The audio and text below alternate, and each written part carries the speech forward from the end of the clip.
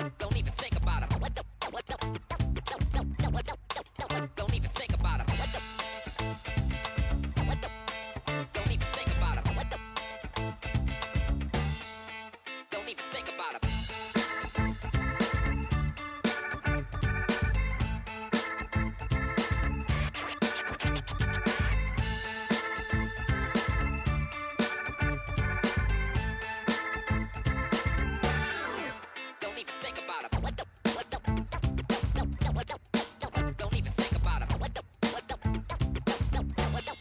it. Don't even think about it.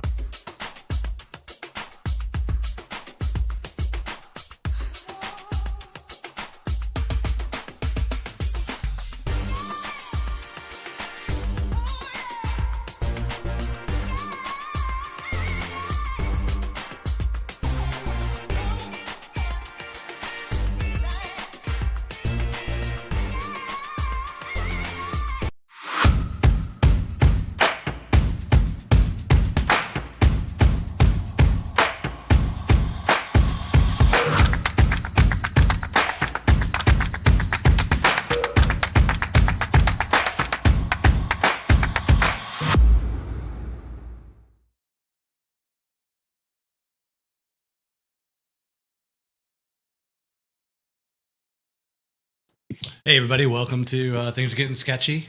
We are doing Justice League tonight, and we have 3 artists and 2 hosts.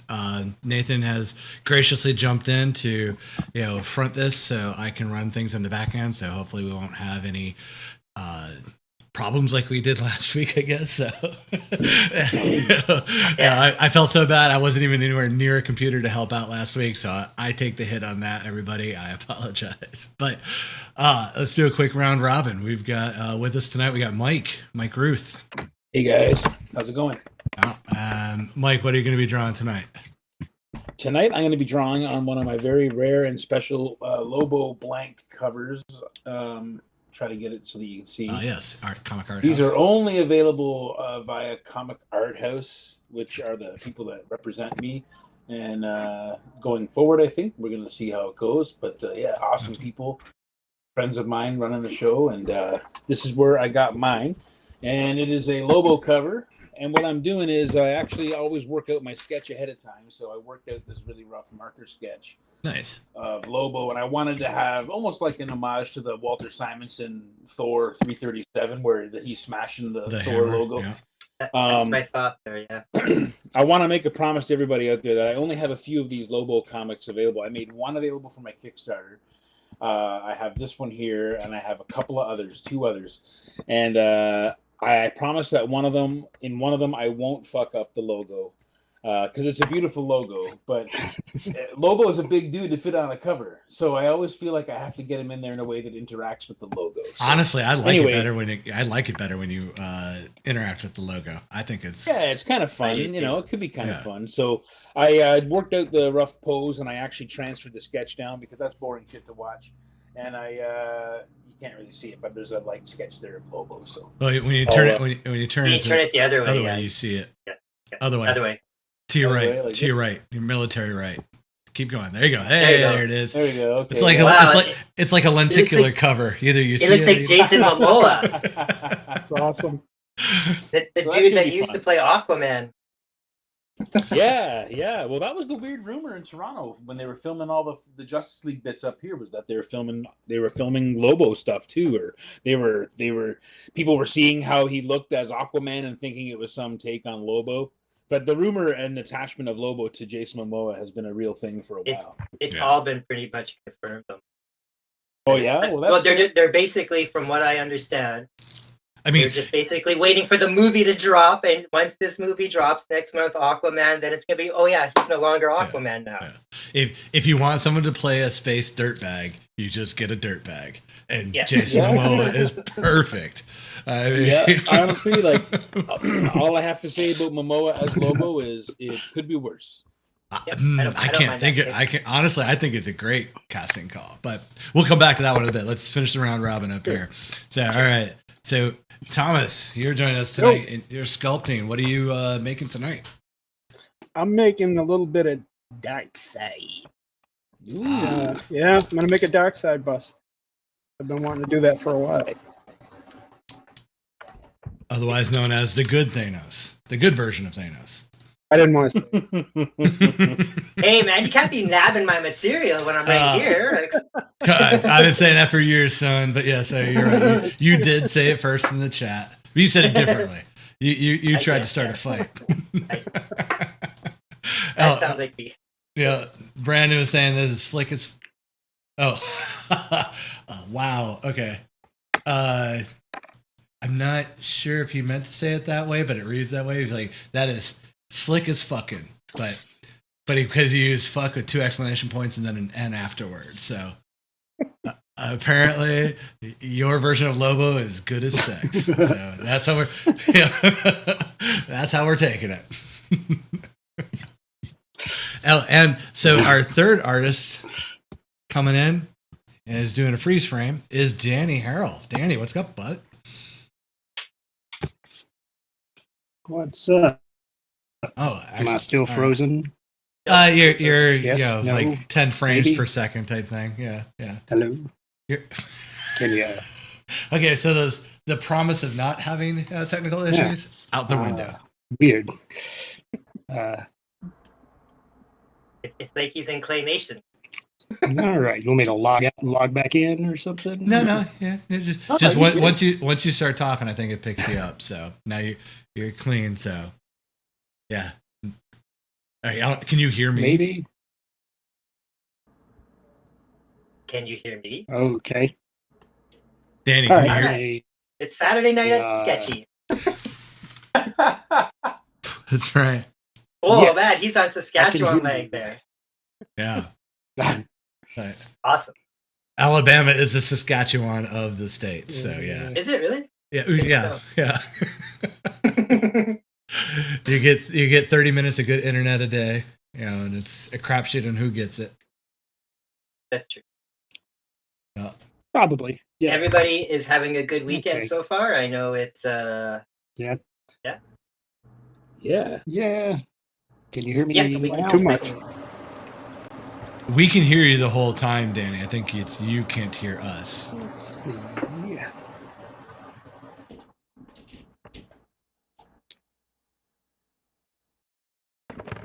I can hear him occasionally. I can hear everyone else, I think. Yeah, it's just like when Danny's connection's not great. Let me see if Let me try to. oh, he's gone. Yeah. It's a And that's that. Okay. All right. So now it's now, the Mike. I was going to say now, Macintosh. Mike. We can go into your talking about the project that you have going on right now, the Eden Frost that came out a couple of weeks ago. The project you can talk about. Yes. Yes, the one that you can talk about. Yeah. There's been a shift in gears, and I have some things I'm working on right now that I can't talk about. And Eden Frost is one that I can. So that was actually a cover that I did for Mad Cave in the early part of 2023. I think I did that cover in like April, and they knew it was going to be, at the time, it was going to be a New York Comic-Con exclusive. So I wasn't able to show it or anything until New York Comic-Con came, or until they started advertising for it. But it was super cool. Amit Tischler is the writer, and last name is Frenda, the artist, and the work is amazing. It's just an awesome thing. And when I was working on it, they sent me some reference pin material, and they sent me like the script, but I didn't have lettered pages. But it was so easy to see from the art like what was going on in the story anyway without the script. And I got to draw some cool monsters, these cool like mythological golem characters that are kind of brought to life via the actual environment that they're in by these brother and sister. And it's really cool, man. It's a really cool story. My variant was only available, they only made 100 of them, they said, and they were only available at New York Comic-Con. Shout out to Rob Denner for scooping me one. And shout out to Mad Cave for sending me a little care package with a few in there. Yeah, it was a really cool project. I have the original art for sale up in my shop. Yeah, it was a very special little thing. Only printed 100 copies of that book. I'll include obviously one of my copies of the book with it. But yeah, that was super fun, and I hope I get to do some more work with both those creators and Mad Cave, because it was a really cool experience. I got paid like right away, like it was like a normal transaction where you do the work and then they pay you for the work, like it's some kind of amazing new thing that is discovered every time you work in the comics industry or adjacent things. Short of going on a big rant here, I just wanted to say I think it's kind of shitty sometimes that some of these gigantic corporations, the ones that make products and games and cards and stuff like that with the gigantic big two properties, can dole out all this cash to make these projects happen, but rarely can turn around and cough up payment for work that was done months and months ago. And they can come up with all kinds of excuses as to why, and it's just the nature of the beast sometimes. But I just wanted to say I don't think it's cool. So it's nice to work with companies that actually give a shit about creators and actually give a shit about their input on things, and and they take care of you the best they can. So shout out to Mad Cave. I've heard that way too often, which is unfortunate, but I have to agree with you about Mad Cave. I've been loving all their stuff lately. I reviewed that book for the show. I review almost everything that they get. Luckily, the store where I get my books from, Ashley, who I know you know, he knows I like ash cans and previews and stuff, so he always gives me all the Mad Cave ones that come out. So that's always nice. Actually, just on Thursday, I read Kelly Williams' new issue of Skeeters. So very cool. I was able to get the preview copy of that from the store. So awesome book there. And I've been also myself a little bit lately sending out sponsor letters for the Not Daddy channel, just to see if anybody will hook me up for like books and stuff to read, just so I don't have to buy them all the time. And I did send stuff to Mad Cave, so hopefully they'll hook me up, because they do like to kind of promote their stuff a little bit. So. Mm-hmm. But yeah, I've loved all their stuff lately, Mad Cave. Yeah, I'm on the newsletter, so I'm always looking at the new stuff coming out, and I'm like, oh, I'll tell wicked. They got some awesome stuff coming. I'll tell Mike Marks to put you on the review schedule. That way they nice. the PDFs at least, so you can read them. Nice. Oh, I'd love that, man. I would love that. Yeah. Well, I think that's who I contacted there for something like that. But I've sent out like 40 in the last, pretty much everybody. But I think it's just again, like they had that book a couple of weeks ago, The Devil Wears My Face, where it's the priest that gets taken over in The Exorcist, and that's kind of cool. They got all kinds of stuff. At the risk of jinxing it, there's a really cool property that a big old property that Mad Cave has that I'm in the talks about doing a cover for later in the summer, I believe this coming summer. So I'm pretty excited about that. I don't know if it's for sure going to happen, so I won't say what it is. But man, it would be really cool because it's a classic. Was it Mad Cave that picked up Dick Tracy? Yeah, Dick Tracy was one of them. Yeah, that they picked up for sure. Yeah, they got some good stuff coming. They've picked up some good stuff lately. Thomas, I got a question from the chat here from Robin. He wants to know: do you feel like you're adding or removing when you make a sculpture? I do a lot of both, actually. Yeah. I usually start adding at the beginning, just like if you're doing a traditional sculpture, I'm adding clay to build up from basic shapes, and then later on I start really carving into it to get definition. So it's a lot of both. Okay. That makes sense. You want to grab that question Robin from yeah, that was Robin Collins. Yep. Oh, how are you doing? Yeah, that was from Facebook. How the heck are you? Jim from YouTube's got a question. I don't see the YouTube stuff. Sorry. Boo! I've never been able to set that up yet, Stefan. I just have what I see on Facebook. All right. I have well, to get you to show me that one day. Yeah. Okay. Well, Jim Dixon's asking if any of the artists have suggestions on references for dynamic poses. Oh. I have one that I'll come up with after you guys are done. But Is that because you're from the creative angle of the camera guy? Is that why you have one, Steph? no, but I've talked about this specifically before. Oh, okay. For me, I think you know, for really getting through the dynamic pose from a ground up level, like a sketch level, you know, the way John Buscema handled it in that material in particular, in the How to Draw Comics the Marvel way, is kind of hard to beat. Now, when he goes into the fleshing out and the shapes, no one ever does those steps. But if you actually do those fucking steps, they work. And so I would say that's probably my first choice, because that was also the first one that I kind of got it with. But honestly, that might have more to do with the artist than the book itself. Isn't a great teaching guide, but when it's the only thing and it has everything you need in it, really, it is kind of the best in that way. I would also recommend I'd recommend any John Buscema comic, frankly. You grab anything from the old Conan days or whatever that he drew, and just watched how he placed and moved figures around in small spaces, especially. But for drawing books, I'm trying to think. There's one here I picked up. Joe Kubert's is actually pretty good. Joe Kubert's is one called Wonderful World of Comics. It came out. It might be out of print now. And I don't know how much gestural stuff he did, but this was actually a cool book too. This was Bart Sears. These are the collected edition of the stuff, Babes and Brutes from the Wizard magazine stuff, which, obviously Bart Sears' work is super stylized, but I loved it. Justice League Europe and all that stuff was crazy, but he does some pretty cool stuff with dynamic figure movement and things like that in here. I thought it was a pretty good book. I remember a few times we've had conversations like this on the show, and you guys have all referenced. I think Stefan, I think you even picked it up. There was like those 4 art books you guys all kept referencing at one point. Is that one of the books that you guys are talking about tonight there? Or do you remember what I'm talking about?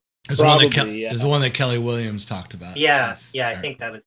Yeah. There's Bridgman's too for figure work. Anything with Bridgman, who's kind of like a last century, but just amazing guide for drawing.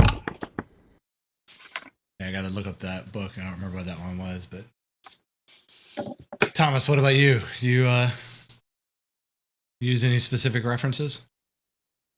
I've lately on ArtStation, there's a lot of photo packs of dynamic pose real people. Cool. And a lot of them, if you find the right ones, will have 360 rotational components to them. So you can, pick different angles and everything. And it's important for me when I'm doing these sculptures and stuff to know what poses look like from different angles and everything. It just helps me with the muscles and stuff. And that's been invaluable. Oh yeah. And, they have different body sizes, different people, anything you're looking for, really. And they're not expensive at all to get these. They're usually like 30 pictures, 40 pictures for like $5-10. It's great. Hey, Thomas, your mic is going like real hot, then real not. I don't know if you got an oscillating fan or something happening. But... No. My PC fans are kind of working hard right now, though. Okay. I don't know if that has anything to do with it. I don't know, but the mic, yeah, because I know you have a headset mic, but it like goes super hot and not. Sorry about that. In the art star or art class and that, where you see the little wooden mannequin, and they use it for the Robaxaset commercial there as well. Do they use that for like to put that figure in a pose to like as a reference for someone in a drawing? Is that how they use that thing? Yeah. Or things like it. Yeah, I had those when I was studying art. They had all manner of different art models like that. Okay. I'm trying to find an example of what I use. I kind of have like a stack of action figures around. I was gonna say too. Yeah. could an action figure fill in a pinch? Like, Oh, of course. Oh, Yeah, yeah. those work great. Oh, yeah. This is like, for instance, like a kind of a rubber. This one actually is filthy. It's been on my studio. It's been here for like 4 or 5 years being abused on my table, but he's missing a foot and whatever. But it's got decent anatomy, and it actually has a totally like steel skeleton inside, but it's actually got kind of a rubber molded body. So there's a little bit of musculature change that happens. There's a little bit of, but it's wonderful for like setting it up and throwing a light source, on it and really figuring out what those shadows are supposed to be doing if I have to paint something. And yeah, I mean, I've even got like old turtle action figures and stuff here, just because sometimes, coming up with an angle of a turtle's head from a really obscure angle can be really tricky. And even though it's a very simple rudimentary version, it can kind of give you enough information to do what you're going to do with your drawing and, and take it a little further. But I'm trying to show you. Your first action figure there looked like a combination of Stretch Armstrong and Neymar the Submariner. Yeah, totally. These are really good too. This is an awesome one. I love this. This is a posable figure as well. And they got great little accessories that come, and they're quite posable. They can do all kinds of poses and things. And there's little arms that you can like use to like hold it up for different angles and stuff and get your shot that you want. I don't usually like to take pictures. I like to kind of set it up if I can and then have it, because that way it feels a little bit more organic when I'm using it as reference. Yeah. But yeah, these are really, honestly, when I'm even doing conventions, sometimes I'll travel with one of these in the bag, just because you never know when you might have some weird space to work with on a sketch cover and you want to get a figure on there. I can literally kind of like pose my figure how I want and kind of like just using my eyeball try to line it up for the camera, try to get like a placement with the logo or something like that. That just gives me a little bit of a guide to follow when I'm drawing.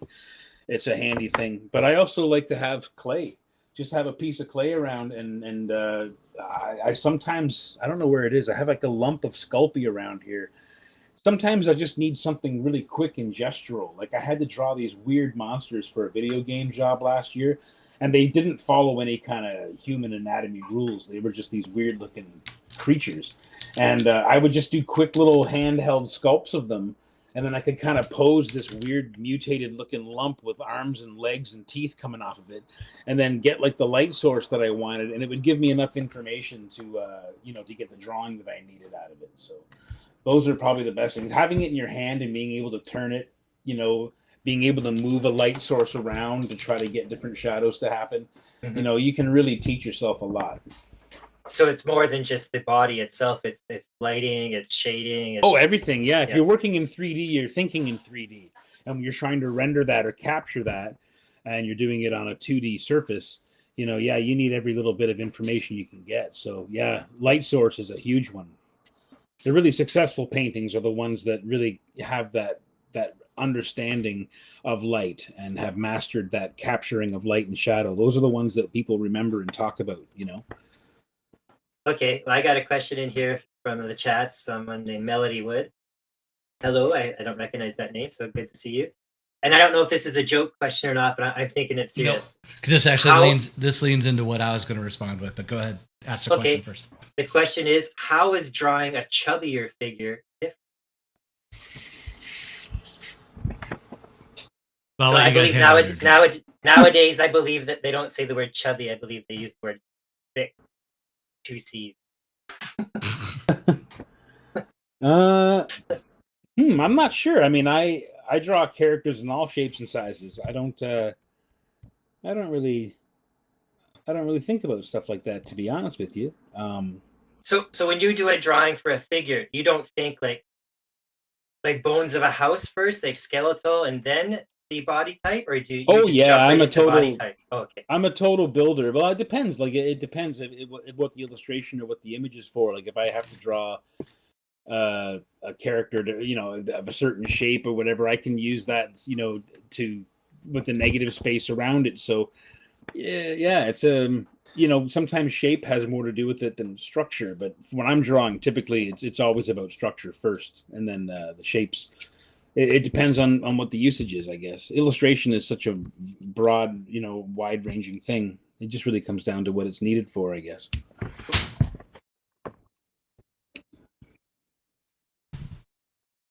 What about the rest of you guys? Do you guys have any different opinions on that? What about you, Thomas, when it comes to carving out something that's a little bit more on the thicker side? Does it make a big difference, or? Not a huge difference unless you know how, layers of fat work over muscle. It does change the profile of what you're doing. So you're going to go a little less on some muscles and heavier on some. Skin thickness is another one. Like if I'm going to sculpt the Hulk and sculpt Lou Ferrigno, the human, they're going to look really different because the Hulk has really, really thick skin, and you can't really see a ton of definition most of the time. And the wrinkles look different on thick skin and everything, like on an elephant's skin versus a human. So, there's a lot of different things that come into play when you're trying to recreate real life in like drawing or sculpting. We got another question here. Someone else said, I believe it's Robin as well. Yeah. He goes, what action figures do each of you feel most represents yourself? Well, that would require me to be action. So no. Yeah. So. Oh man, that's a really good question. You know what? Oh man, this is a weird question because I don't want anyone to think I have a crazy ego or something if I were to show it up. I don't even know if I can find it. If I can find it, I will show it. You know what? I got it right here. Here it is. You ready? You're going to pull out that stretchy Neymar again, aren't you? Nope. This is it, baby. Oh, yeah. That's from the Star Wars, right? I forget what it's That's called. The Wampa. That's the original yeah. Wampa from 1981. Yep, that's cool. the one. Yeah, come on. That Wampa's not nearly as hairy as you.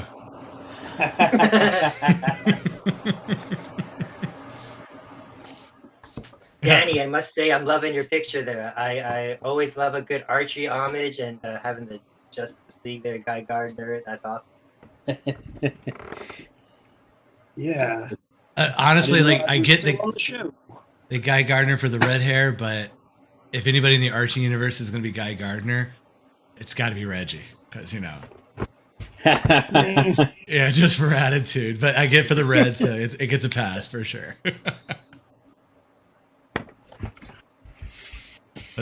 I saw today or maybe yesterday when I was going through the this week's FOC that in the new Green Lantern book, the John Stewart one, he's making a new ring, new armor, so outfitter. So it's going to be a Green Lantern with a different ring. Ooh. I didn't know he was able to do that. Yeah, I was going to say, how are they explaining that he's crafting a ring? Like he's got all kinds of stuff going on with he's almost like a god now, like nowadays after all that Green Lantern stuff that was going on in the last year. But yeah, he can do all kinds of stuff now. Yeah. So they're not explaining it. I don't know exactly. Pretty much, yeah. They're just gonna they're gonna yada He's yada like, it he's real a hard. god. Yeah. Like, There was I like a always big like this. God. I always like the John Stewart stories that are him being sad about that time he wiped out an entire universe in Cosmic Odyssey. Yep. Oh, yeah, that well, that new book he has now is called John Stewart or Green Lantern War Journal. So they kind of make him. oh, like that's cool. Yeah. Yeah, I enough always time, like John Stewart though. enough time has passed so they don't consider it a ripoff of Frank Castle. That's what I thought right away. I mean, even Frank Castle's not even allowed to be Frank Castle anymore. Next month, it's a new Punisher. So. Well, no, he can still be Frank Castle. He just can't be Punisher. Oh, sorry, that's what I meant. Yeah, It's just the like new Punisher book has nothing to do with him. No, it's a different person even. Yeah. Oh yeah, I forgot. Yeah, it's Like a former SHIELD agent or something, I believe. which is really dumb. Yes, yeah. Yeah, and then new Moon Knight too. I mean, they're getting rid of all the old people. Well, it's like Oh, no one gets rid of. I know. Yeah, but I mean, like something like Moon Knight kind of works because it's a mantle, and whoever Yeah, has for the sure. power. But like to go, hey, that sociopath that went around shooting everybody because he couldn't tell the difference between what's a crime and what's not. We should make somebody else him.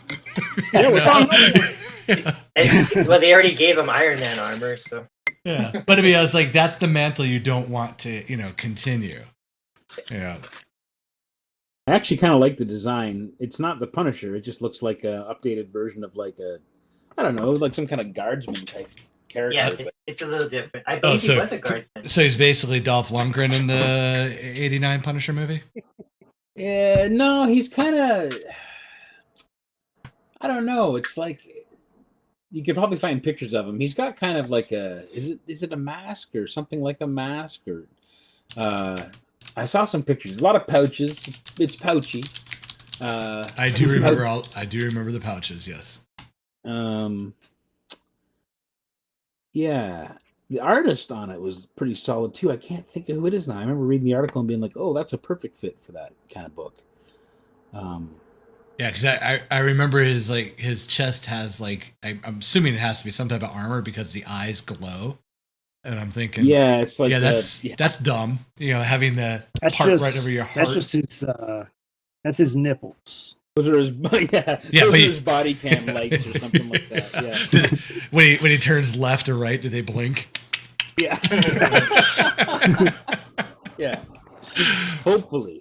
Yeah. But yeah, then I saw that. I'm like, that's not smart. And then actually, honestly, no. I'm gonna dog on his entire fucking look because Are we still talking about Jon Stewart? No. The new Punisher. The new Punisher. Punisher. Oh, yeah. Punisher, yeah. Punisher adjacent. I don't know.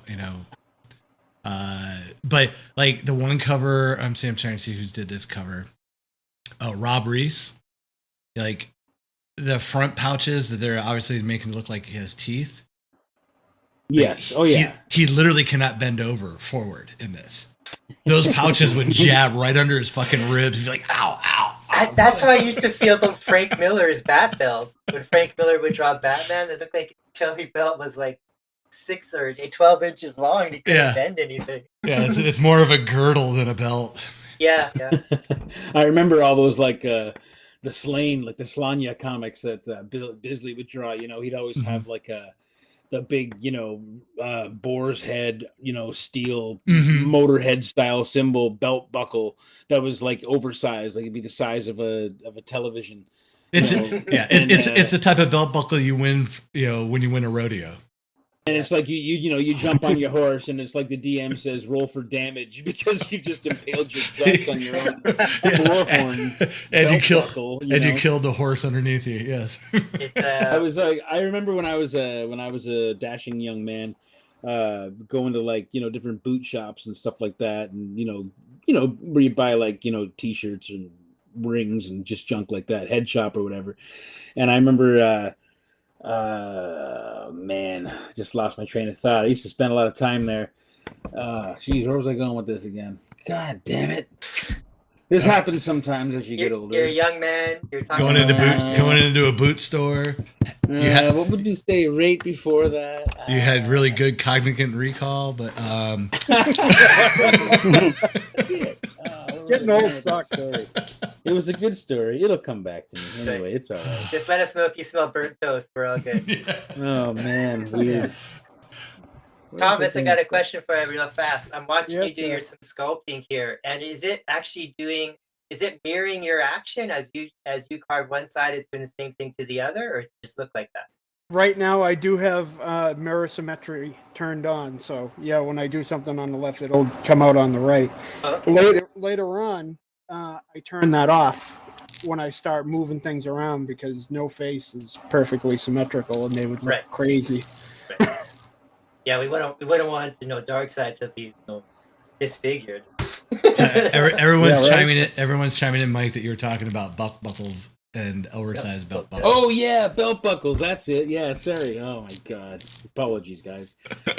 Yes, this one head shop had this amazing Motorhead belt buckle, and I mean it was the size of like a Rubik's cube. It was like a good, like the size of a big fucking apple, basically, of the Motorhead. That kind of the pit bull head. You know what I mean, with the tusks. And it was awesome. It had red gemstones in the eyes. Like it was just the most badass thing.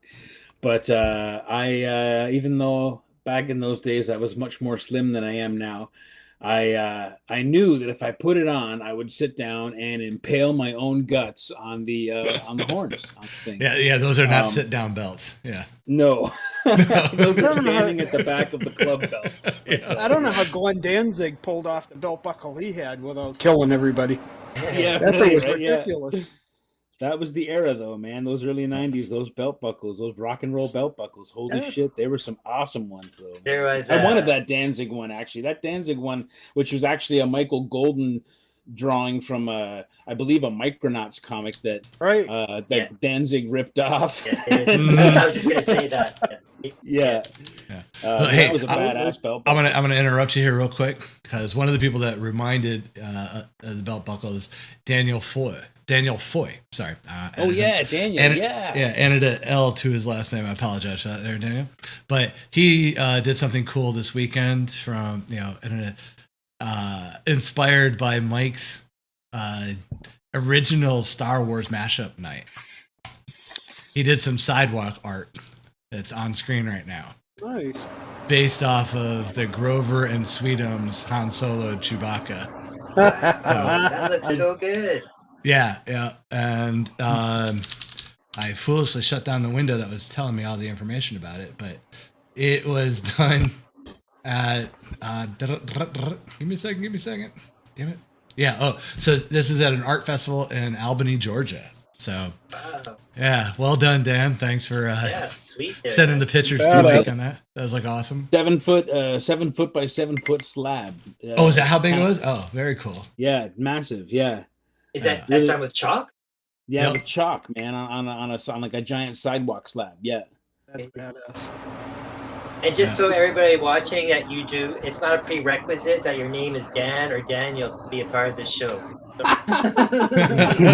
But it doesn't hurt. It doesn't hurt. Because I think there's about eight Dan or Daniels that end up being a part of tags.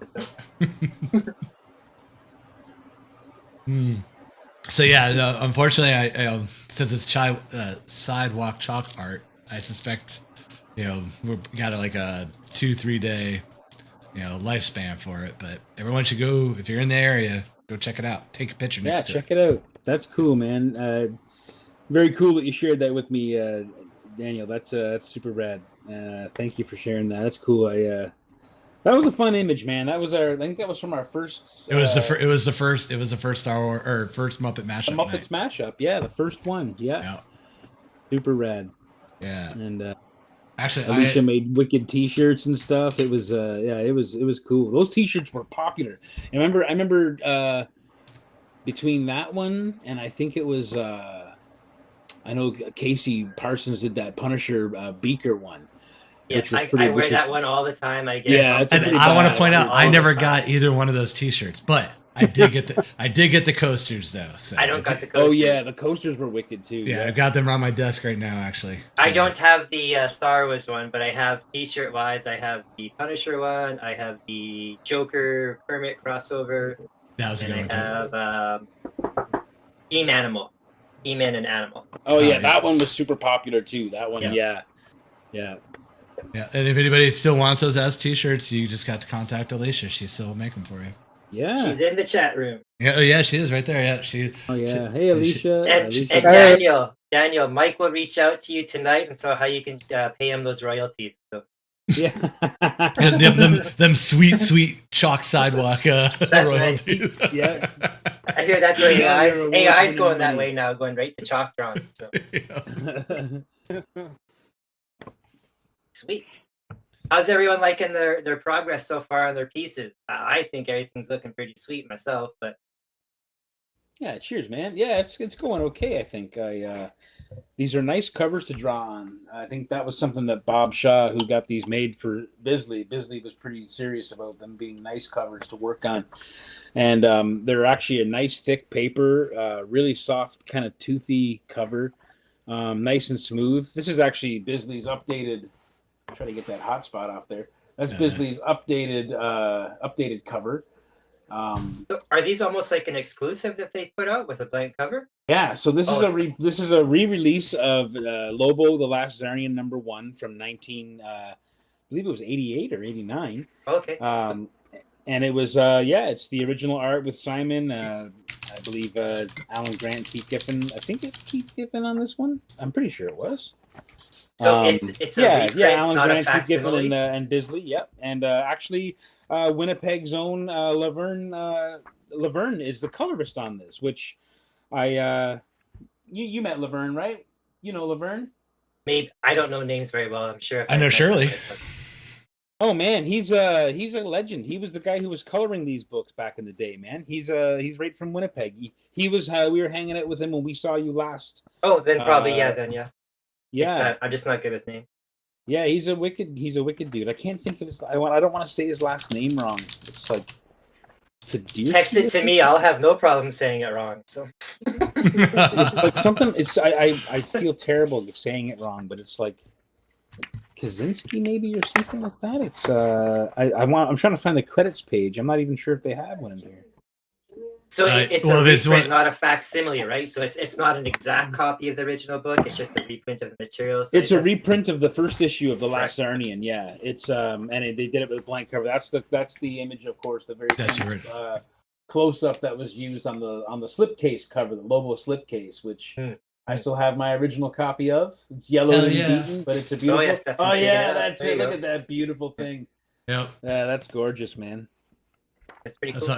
my plan is now next year when I'm going to actually go back out to conventions is it's time to use the Wisdom of Lobo as a sketchbook.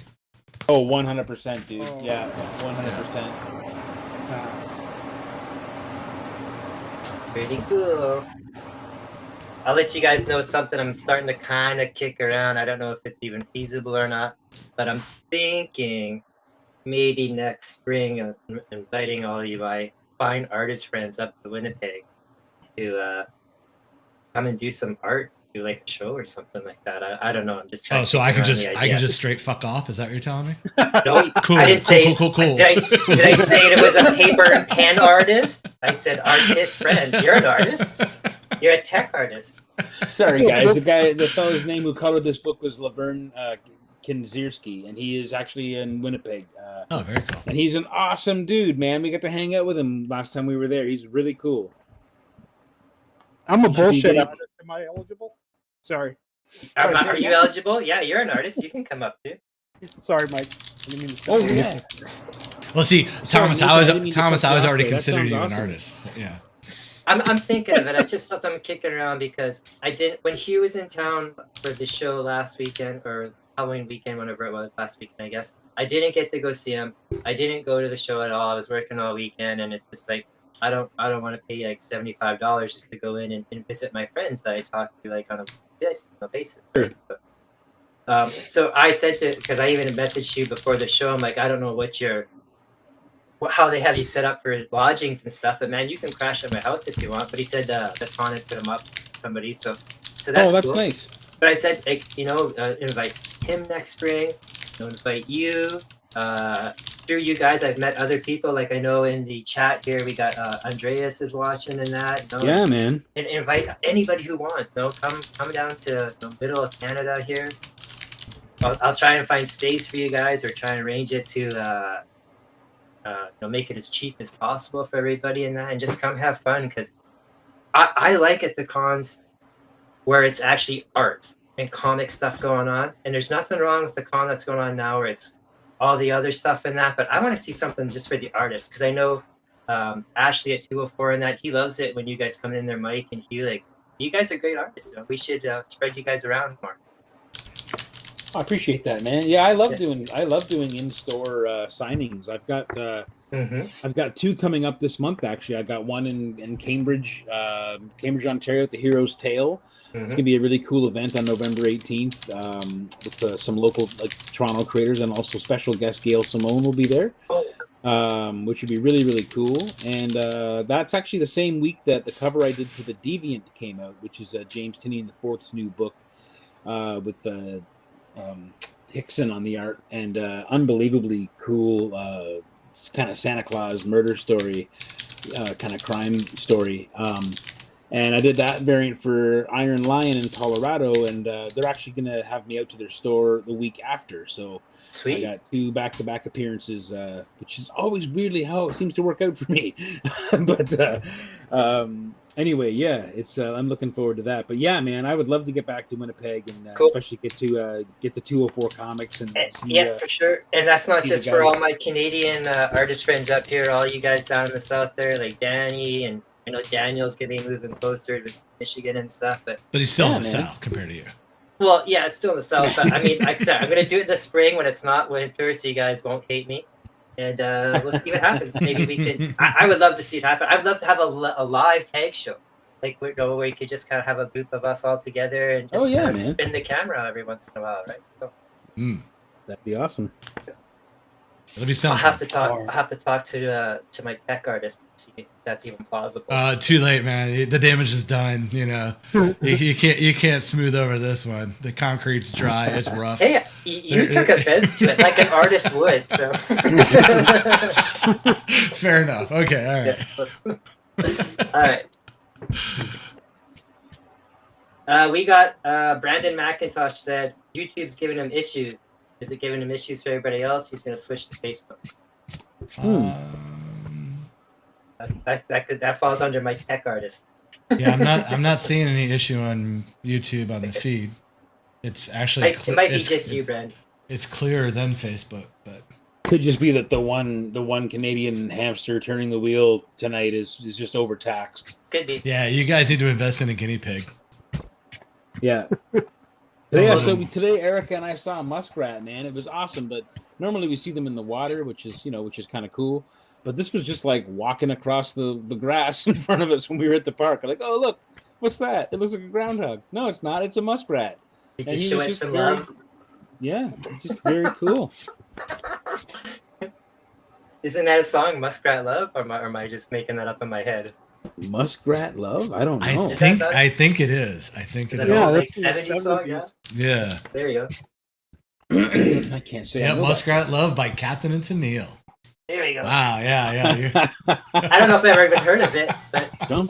I don't know too many songs with Muskrat in it. So.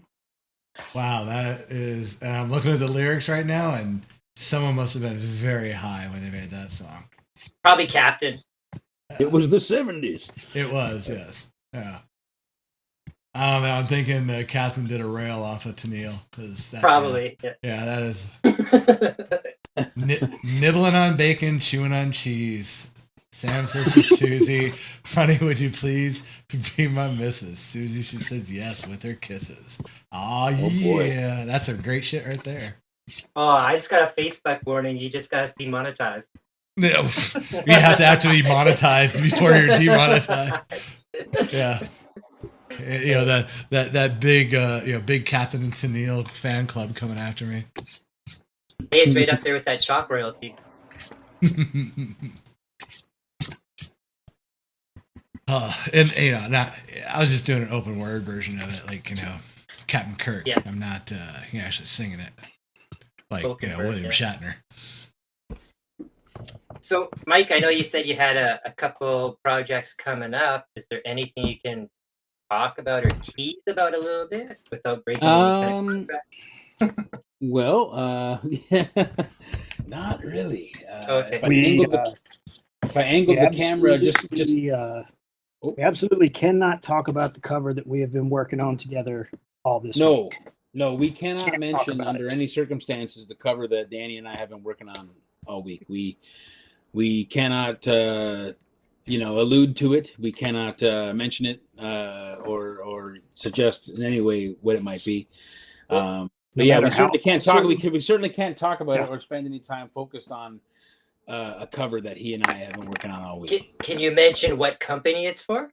No, Is it for Keen Spot? Oh, no. nope. No. Can't say that. That's the part that would be no. We can't say, but Okay. Yeah. But it's very We exciting. can say it's very- not for Keen Spot. Yeah, Cool. we can't. Yes, we Yeah. can. Yeah. Yeah, it's exciting. It's a new venture. It's something I'm very, very excited to be trying out. And yeah, I think you guys are gonna dig it. I dig it. Can we get a genre reveal? Is it? No, Or stop. science Let's just No. stop that. Let's not. No, Jesus no, we Christ. can't.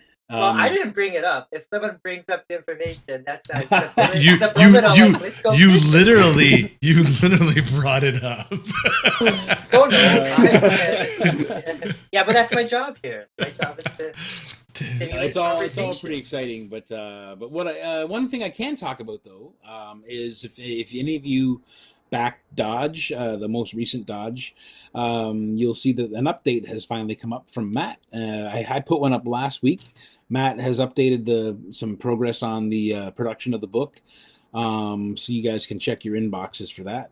And I'm still working on the early bird art requests for that, which I'm having a lot of fun doing them. I did this Mr. Fix It the other day, which some of you guys may have seen, and it was a lot of fun. That was a request from Mr. Pena, who may be watching the show tonight. What's that done in? Is that done with ink or is that watercolor? Yeah, that was ink on a 6x9. I think this might actually be a 7x10 piece of watercolor paper. So yeah, I used ink and then watercolor. And I've also let people know if they wish, like those who haven't got me their request yet, if they don't want their piece done on a 6x9, they can also have it done on a sketch cover if they want. If I have an appropriate sketch cover that fits their character request, I don't mind doing it on a sketch cover. But so far, everyone seems to want 6x9 artwork, which is cool. So those are being worked on, and I have a really big one for Eric Paris to do, who pledged at the grizzly bear level. He's getting a really, really cool piece. He wanted the constrictor, which is something I'm excited about, but wanted to do a big constrictor piece for a long time. And I have a really cool request from the kaiju level of the campaign, which was a giant 18x24 piece. So all those are going to roll out probably in December.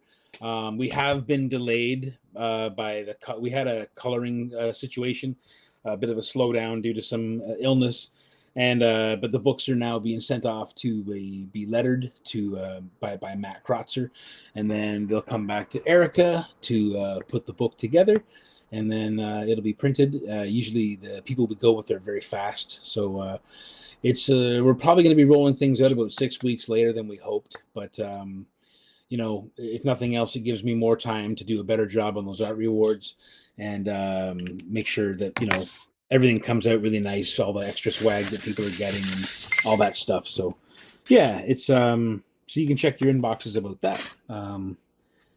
That's something that's coming. What about you, Danny? You got a lot of stuff coming out. Is there anything you can talk about? Not really. No. Guys, you gotta work with me a little bit here. Okay. Well, how about just had again? Then, this. yeah, that's coming out. I know that. Yeah. Are you gonna that be comes shipping out, those this week? Yeah, they I actually shipped out a bunch of them Thursday, but the book officially releases next week, and this is Robert Ahmad.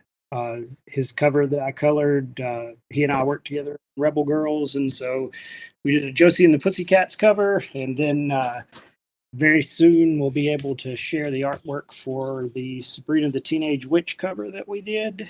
Nice. And They have the regular cover released already, like posted for FSC and for the Sabrina one. oh, cool.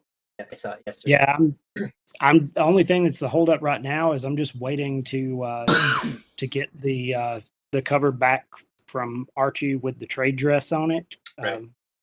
Because we had a little bit of time with it because it doesn't come out till December, so we wanted to wait for the trade dress to be on it before we shared the artwork. Sure. It's always nice you can do that, yeah. And those are to your Etsy page, and if anybody wants, Yeah. Nat Daddy will also have a few copies available of the book as well. Yeah. Yeah, that Robert Ahmad is really something else, man. I honestly, I've been privy to another project that he has going on right now, and I've just, yeah, man. Like Danny was sharing stuff while Rebel Girls was coming together. Like I was lucky to see some, you know, early stuff on that, and just the speed and control that this artist has is just, I've never seen anything like it.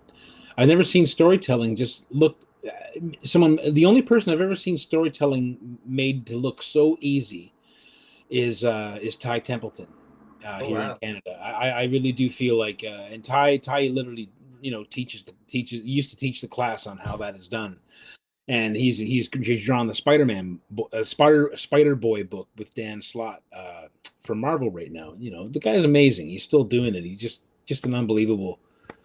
Half the reason I'm drawing Lobo is from that run of JLI that he and Kevin McGuire worked on. That like Lobo showed up in and was just so awesome, and that's some of my favorite Justice League memories. Well, I don't know. I'm getting off track, but Robert Ahmad is unbelievable. The guy's work is so good, and seeing it go from pencils to his inks, the guy's use of solid black, and the energy, and the amount of just fun, easy detail that he packs into those panels.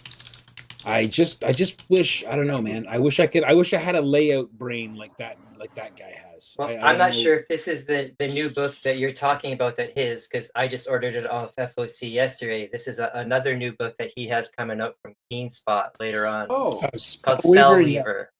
yeah, that's So his book that yeah. he wrote and drew it. oh no Yeah, shit. that one comes out next month. Yeah, So there are other covers here, or any Danny, are you doing any of the covers or anything coloring for any of these covers? It just has the artist. I think Robert did all of it, like all the variants, all the covers. I think he did everything for the book himself. From what The I'm only- What I seeing mean. here, yeah, from what I'm seeing, all the art on the covers is done by him. It's just there's a hollow one, there's a black and white one, and yeah, he's got A, B, and C all from Ahmed. He's You're right. yeah, amazing. And the crazy part is, like, I think he's drawn like 4 issues of that comic already, and the first one hasn't came out. Oh And wow.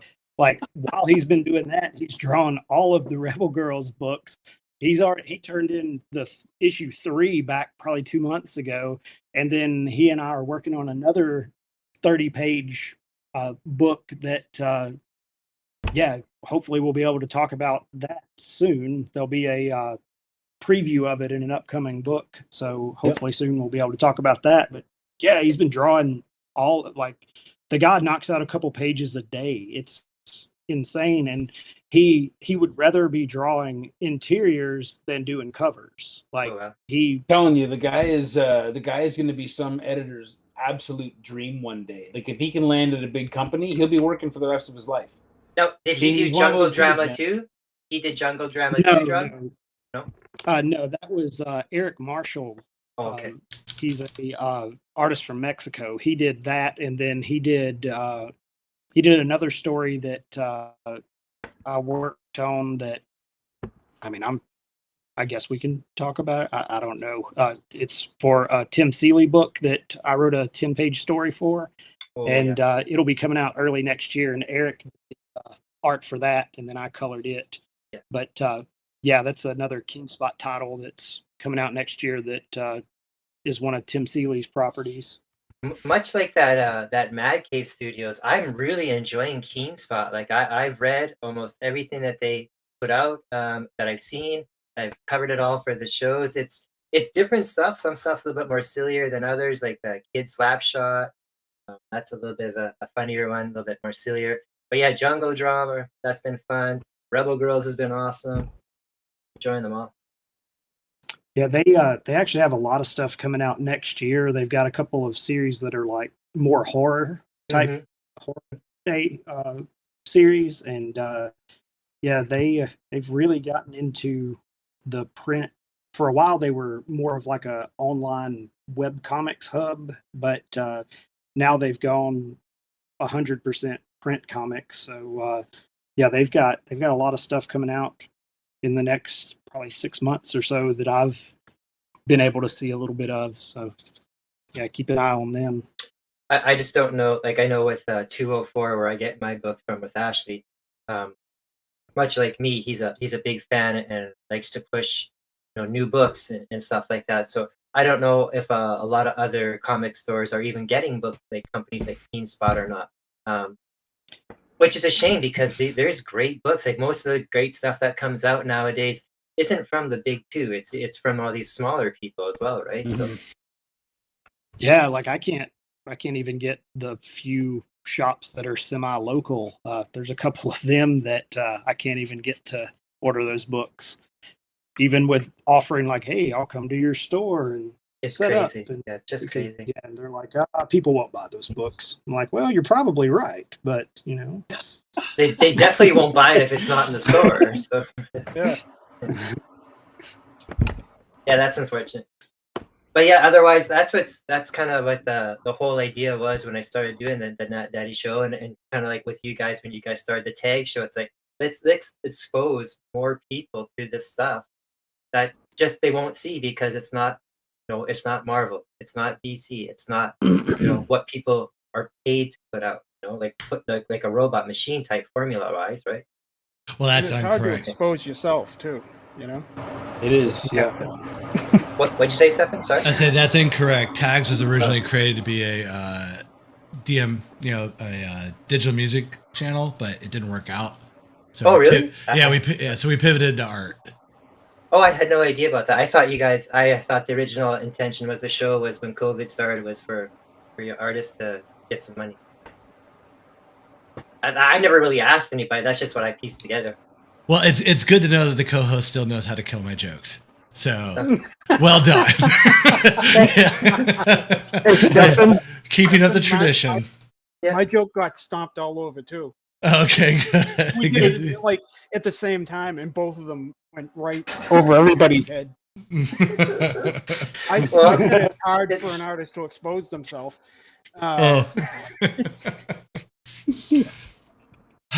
We come from different cultures, different countries, so our vernacular is a little different, maybe. Oh my God! Don't pull that. You're just in Canada. You're right upstairs, for crying out loud. He's just too polite to actually counter anything we say on it. Yeah, Okay, that must be the truth. He's saying it. And I don't know what you guys call stairs, but in Canada they're called floor joiners.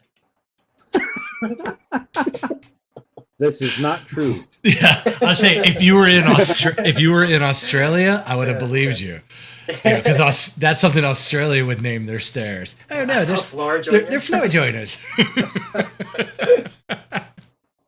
I would have called them Alabama Choswalkers. In Alabama, there's steps. All right, everybody, we still got another hour more of this. Oh, Oy vey. well, for the three of you watching, thank you very much. No, We have 8 people on Facebook. Sorry. yeah, no, we are in double digits. It's been a while. So, yeah, Brandon is quickly calling you out about not calling them floor joiners. Okay.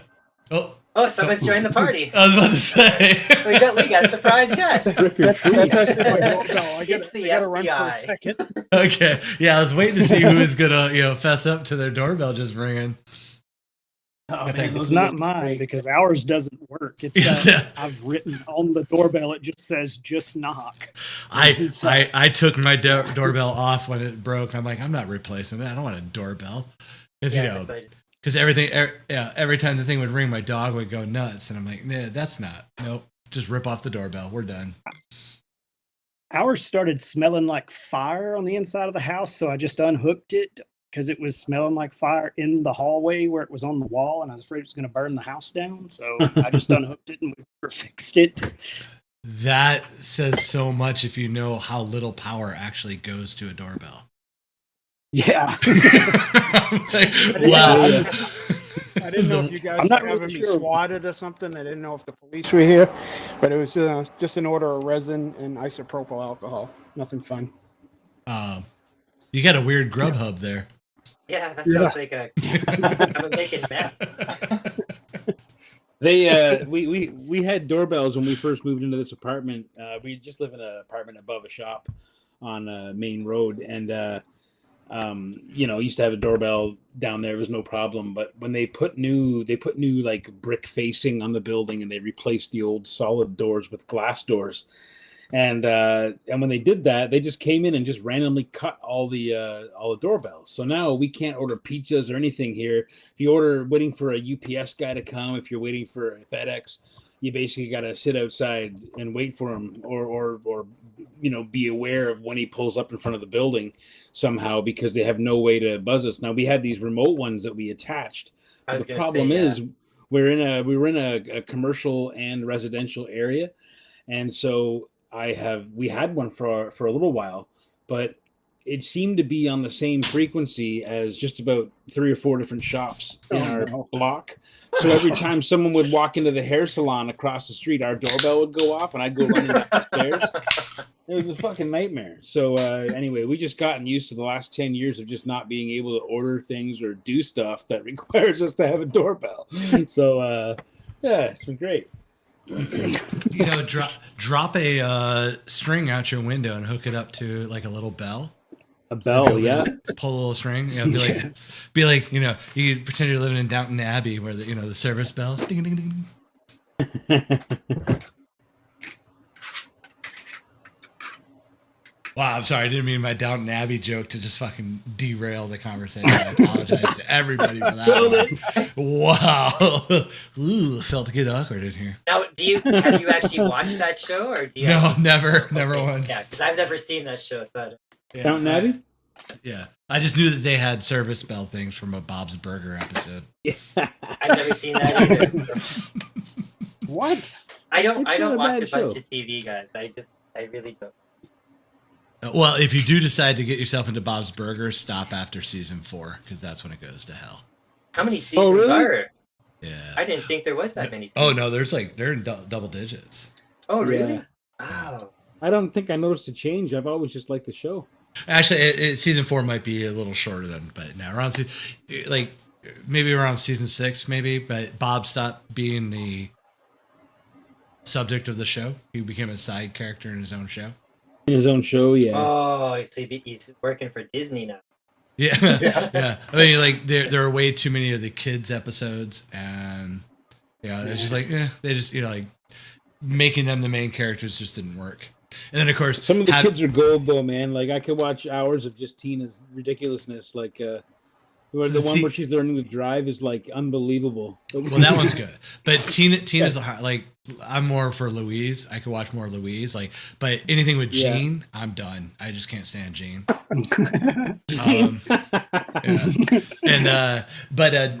And then of course when the one of the biggest shifts was when they had to get rid of Jimmy, like one of Bob's foils. Oh yeah. Oh man. Yeah, well, I mean, they had to get rid of Jimmy. The voice actor was at the January 6th riot. No Yes. way. I remember that. Yeah. He's currently serving time. No shit. Oh man. They could have worked that into an episode. I didn't know he was serving time. That's amazing. Yeah, Oh, fuck that guy. Yeah, exactly. And it sucks because Jimmy was such a great foil and really made Bob a fun character when he'd have to go. Fuck with him. Yeah, but I was like, nope, fuck that guy. That's fantastic. Wow. Alicia's asking why there isn't a sitcom based on Mike's life. I just gave a shrugging symbol, Yeah. like I don't know.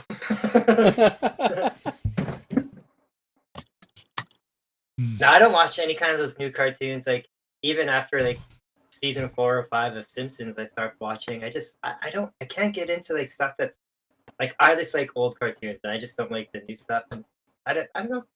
I'm not sure if it's just shake your straight up don't like it. Yeah. Shake your fist in the air, yell at the clouds. Here, yes, my lord. Like last night, and I know this is probably gonna kill the conversation, but I've been watching a lot of Tubi lately. I think you guys have Tubi in the States, right? They got a lot of great stuff there, and especially for like old cartoons, like they have the old Conan the Barbarian cartoon Yeah, they do on have some there great and that. cartoons on there. Yeah. So and then like they have Transformers and GI Joe, even though I have them, but they have Gem and the Holograms on. And nice. And that is a show that I know is meant for girls and that, but it was made by the same people that did Transformers and GI Joe. Yep. And I really like watching that show, and even the music's not even that bad in there. I know I see the face you're making. There's No. Sorry, I'm trying to think. Oh. I'm trying to think of. Alicia just reminded me of something. And I'm trying to think of the name of it, and I was trying to okay. echo But things yeah, out. No. Gem and the Holograms, and I know they tried to bring it like revamp the product a few years ago. I think it was IDW made the comic or something like that. But that's actually a pretty good show. I remember watching it. It was like on between things I liked or something, so I'd watch it. But yeah, Yeah, it yeah, was on. same background artist, same Yeah, same like voices, same production yeah. as the Transformers and GI Joe crew. I think it was Sunbow at that time, Marvel Sunbow. Yep. Yeah, and things like Blastar and Brave Star and I love all that old stuff. Yeah. Anything with a star, you're automatically hooked. Yeah, they got all Basically, the- back all then, the it was stars. He-Man. You had a sword. You had a sword or a laser cowboy Yeah, gun. some kind of sword of destiny that's been split in half. Yep. You know, Sure. needs to be rejoined or something. Yeah, there was The a Power Sword was in Black Star, and it's the exact same thing. yeah. And they didn't really touch on it too much in the He-Man cartoon, but that was a big part of the He-Man mini comics that came with the toys was the sword The sword. Yeah. thing. And yeah, Black Star just took that and ran with it. So yeah, let's make this awesome. And the sword was actually cool. The Black Star figures were actually really cool too. Yeah, but I And think every Black Star figure was came actually with like first. everyone came with like a little familiar, a little non-posable sculpt that was really really cool. Like it kind of made them stand out a little bit. They were a different scale, different construction than He-Man, but they it was good. It was a good time to grow up with those kinds of things. Yeah, the little creature that came with it is like almost like a dwarf type creature. They were like almost like Orcos, like Orcos and He-Mans, but there was like a whole the mess of good them. guys came with characters that looked like Keebler elves, kind of. Yeah, yeah, that's them. Yeah, the bad guys had things that looked like naked parademons, kind of. that's true. Yeah. There's so much weirdness going into that conversation. So Naked what is Keebler this? elves or naked parademons and Keebler elves. That's At least that's the series I would fuck with. That's what I want. what is now. this Gallivant show you guys are talking about on the chat? What's Gallivant? Is that like Battle of the Palette type of thing? Alicia said Enchanted, and I wonder if she actually meant Disenchanted because we were talking about cartoons. But Gallivant was a 2-season show that was, again, like too good for television. Okay. So like, but it's a musical and funny as fuck. Like I have never laughed so hard at a live action musical in my life. And Really? Yes. And yeah, and it's just like, so it's kind of like a Robin Hood-esque type story, but yeah, it's so funny. If you got Hulu, jump on that. But she was actually meant Disenchantment. That's the cartoon she told you to watch, Nathan. Okay. And so for us in Canada that don't have Hulu, you can probably find that on Disney. Disney falls under Hulu. Falls under Disney it is actually a Disney production. So yes, that's where it would be. Okay. Yeah. So Sweet. and Disenchantment is on Netflix. I'm That assuming show I have heard because that show is made by Matt the Groening. same people as The Simpsons, right? Yeah. And David X. Cohen, who did Futurama with him. And it's technically in the same universe as Futurama. If you pay close attention to certain things, you'll see in the background the tie-ins. Like, Well, I did see that Futurama got picked up for 2 more seasons yesterday. which is a goddamn shame. And I've never watched that show. I say that it's great. I say that as a Futurama file. Like Futurama is the best cartoon done in the modern age.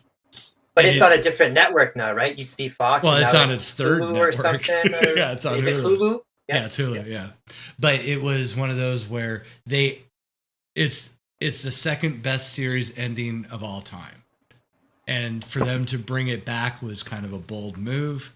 And this last season, I would give it a C- at best. There were a couple of decent episodes, but every joke that they were laying out was topical in 2019. And I remember you saying that. Yeah, it was like old, aged already or something. It was aged before it even aired. And I was just like, really, we're doing COVID jokes. We're doing, I can't remember the other ones. It was just like, it was so bad. And it hurt to watch it because I watched the entire season hoping like, okay, give me at least 2 good episodes. They gave me 1. There's 1 episode that is just, awesome. But yeah, I mean, I'll be a sucker. I'll watch the next 2 seasons. I'm sure of it, but I'll bitch about it the entire time. They're shorter seasons, though. It says it's like 10 episodes or something, right? Yeah, it's a typical streaming season. Yeah. Yeah. Okay. But Disenchantment is awesome. Oh, I'm sorry. Go ahead, Thomas. No, I was just gonna say if anyone did anything cool for Halloween? Like, Wait, I know Brandon McIntosh was telling me that he did. He and Marie did some. They were scaring the shit out of kids who were trick or treating. He had a Mike Myers suit on and would like kind of loom slowly after them if they were taking too long to choose the candy out of the bowl, kind of thing. That's and, awesome. Yeah, they had a blast. I used to have a lot of fun doing Halloween stuff, but I don't know. Erica and I used to go crazy with Halloween stuff, but we just haven't in so many years.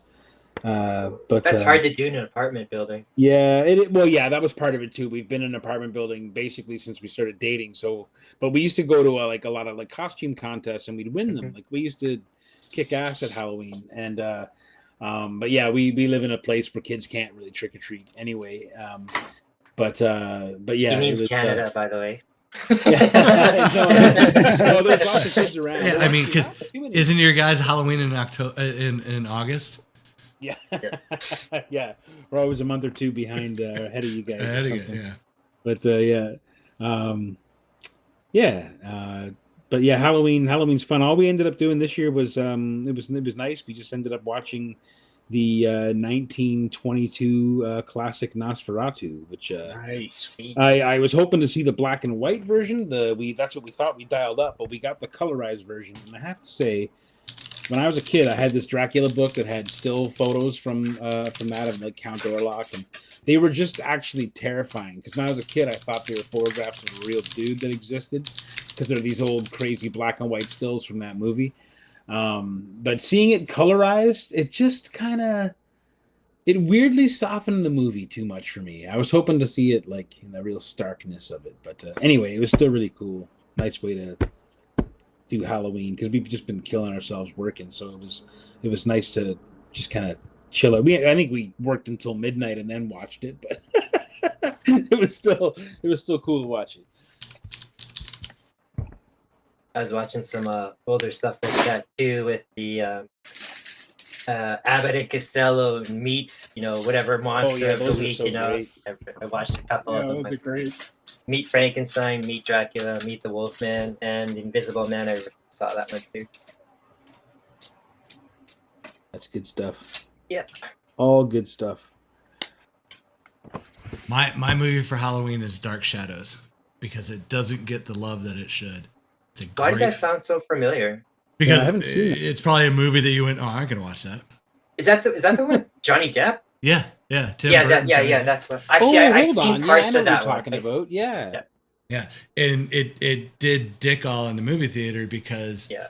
people didn't know, or like only had heard of Dark Shadows. They didn't actually ever see it, so they didn't realize or forgot or whatever. But Dark Shadows was a soap opera. Yeah. Yeah, it was Vampire soap opera. but a soap opera. It was a Yeah, soap yeah, for opera sure. that had monsters in it, and Really? so yeah. It's brilliant. Oh, it's a great show. It's a fun show. Like if you When watch was it, when was it on? Was it 1960s? like a Yeah, I was gonna say Oh, 60s, okay. late 60s, early 70s, Mhm. maybe. and then do you remember Kolchak, Yeah, the Night Stalker.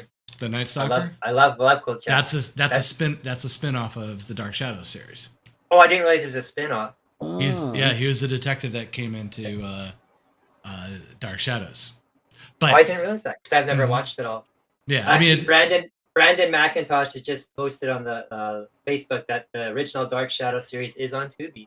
good to know, because I was watching it on Nice. whatever IMDb had their channel going when Amazon was doing the free shit on What's it. what's the vampire's name? Barnabas Collins, is that his name? Yeah, I just remember that name, Barnabas.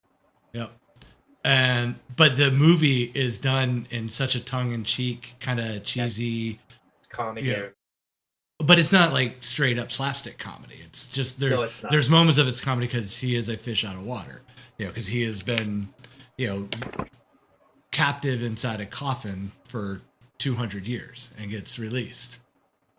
And Yeah, it kind of got the same treatment that like 21 Jump Street did. You no, took 21 Jump Street. I just mean like you took a show that was originally one thing, and then when you turned it into a movie, you changed it to something else. Like, No, I'm still going to push back on it. Jump Street wasn't a comedy at all when it was on TV. It was like a police drama. Yeah, but the thing is though, I'm not saying Dark Shadows is a comedy. It's No, I'm tongue in just cheek saying- because it's done soap opera style.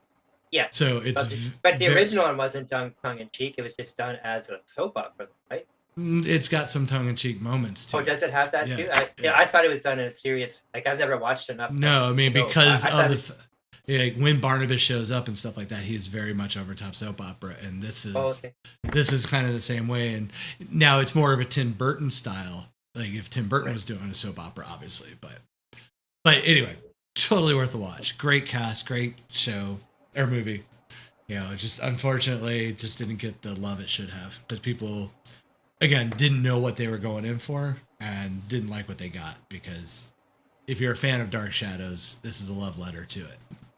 This was that was supposed to be the start of a franchise, right? It was even called like The Beginning or something like that. Dark Shadow. No, I think you're conflating or confusing that with the Mummy. Because this was like it was planned for a sequel, Yeah, there was supposed to be like a sequel, but not three movies, not I a thought. franchise or anything. I mean, maybe I don't know. Maybe I'm wrong. Because I'm positive I just saw with Halloween here. I'm positive I just saw like a documentary about that said that the movie itself was originally supposed to be like a franchise. I think it was even called like Dark Shadows at the Beginning or something. It could Oh, be wrong. maybe. And I know. then it just did so bad that it just couldn't build on it. Yeah. I mean, in all honesty, I never saw it in theaters. I didn't see it Yeah. until a few years later, and I'm like, man, I'm part of the problem. And that is a Tim Burton film, is it not? Correct? Oh yeah. Yeah. I mean, you can look at the cast and go, oh yeah, this is a Tim Burton film. Well, yeah, it's Johnny Depp, Helen Bonham Carter. It's like, I'm curious. Does that's the that water. does the timing on that one kind of work out to when some of that maybe that Amber Heard drama was happening? Could that have Oh, it was affected before the film? that. Was it like- before that? Yeah. Yeah, this it was 2012. Oh, okay. Oh, I'm long sorry. time ago. Yeah. Yeah, because like Hit Girl's in it. I always forget the actress's name. Oh, Yeah. Chloe, or whatever. Yeah, and she's very young in that. Yeah, that's when Johnny Depp was kind of getting the resurgence there. You had the pirate movies, and then you had the Alice in Wonderland, and that kind of fell in the same.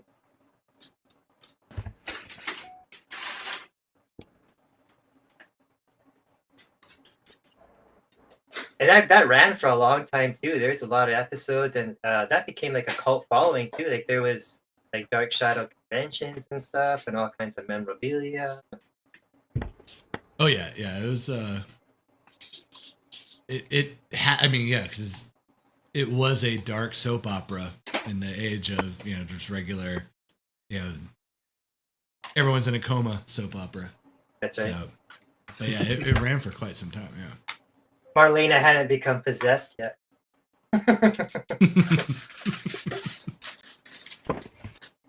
Are any of our tags people watching the show or out in the Colorado Springs area? I know. I'm not sure. Is Nathan? Yeah. Nathan Phillips, is he back in the States or is he in Yeah. Africa still? Oh no, he's back in there. the States when I Yeah. checked. Yeah. Oh, okay. I think he's in the Springs, right? He's Yeah, in he's Great in- in Colorado Springs, I think. Yeah, sweet. Yeah, where's the store that you're going to? It's in Colorado Springs. Oh, it is in the Springs. Okay, cool. Yeah. It's going to be kind of a quick turnaround. It's the Iron Lion. I'm going to be showing up. I'm actually flying down. I'm flying down on Thanksgiving. American Thanksgiving.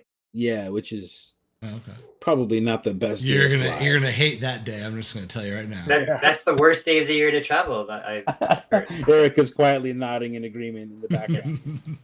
Yeah, traveling Yeah. that weekend is absolutely fucked. Yeah, well, I'm being the guy who's flying in on Thursday to do a Black Friday signing and a Saturday signing. The store is not open on Sunday, and I'm flying home Sunday at like something like 7 a.m. or 6 a.m.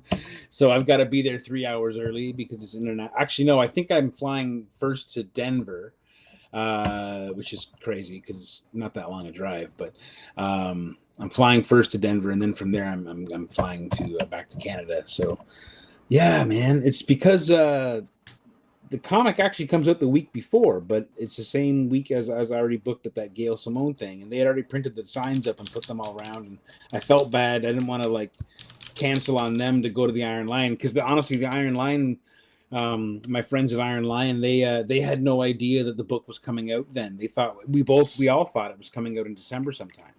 So then we're like, oh shit, it's coming out November 15th. Well, we got to have you there that week to do the signing, but we had to push it off to the following week, which just happens to be Thanksgiving. And I'm traveling by myself, so I'm sure I'm not going to be stressed out at all without Erica there to talk me off the ledge. But we'll see how it goes, won't we? I look forward to hearing all the complaints from it because you will be complaining. I'm not saying a word. That just sounds like torture to me. Yeah, it's. I was like, yeah, let's book it, go, go, go, and I'm like, that's Thanksgiving. Wait. It's okay. You know what? It's gonna be fun.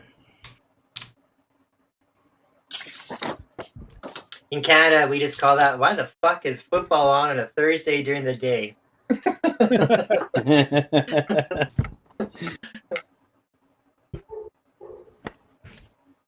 Yeah, because your guys' season's over by that point, right? We're starting the playoffs tonight. Ah. And you know, who came up with the Grey Cup? I mean, come on, Canada, do better. We're simple people. You're the champions. You win. I don't know, Grey Cup? Sure. Yeah. I mean, unless you're going for the Holy Grail, not the Grey Cup. That's not, you don't want that. Well, what's the NFL trophy called? Do you guys even know the name of that trophy? No, didn't think so. No, actually, hold on a second. I'm the only one drinking tonight, so gives me a second to catch up on it because it's the I know it. It's named after the coach, and now of course. Yeah, it's the name of the Green Bay coach. Lombardi. There you Thank you. Oof. Yeah. Sorry, I'm busy trying to do this and drink and do that. That's okay. That's you why ask me fucking Lombardi questions.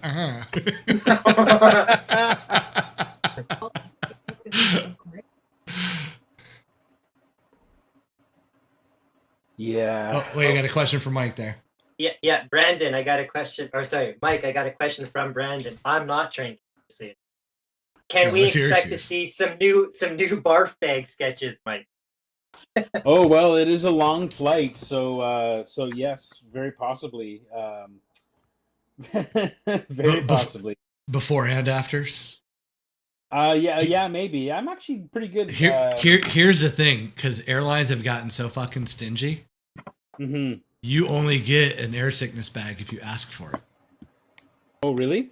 Yep. So you better be quick on it. Good thing I stole 2 on my last flight then. Yeah. So I shall be well armed going into this flight.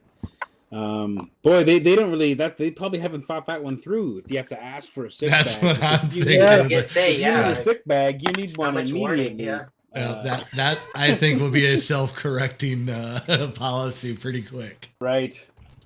But yes, further to the Grey Cup. The Grey Cup is not called so because it's a gray lump of metal shaped like a cup. Yeah, it was commissioned by the Earl Grey, the 4th Earl Grey. Back the tea guy? 1800s. Yeah, probably. That was his dad, actually. But see, and I didn't know if it was Earl or Duke, so that's why I didn't want to tell the story there. Oh wait, I Earl's not his first name. That's his rank. No. Earl of man, Grey.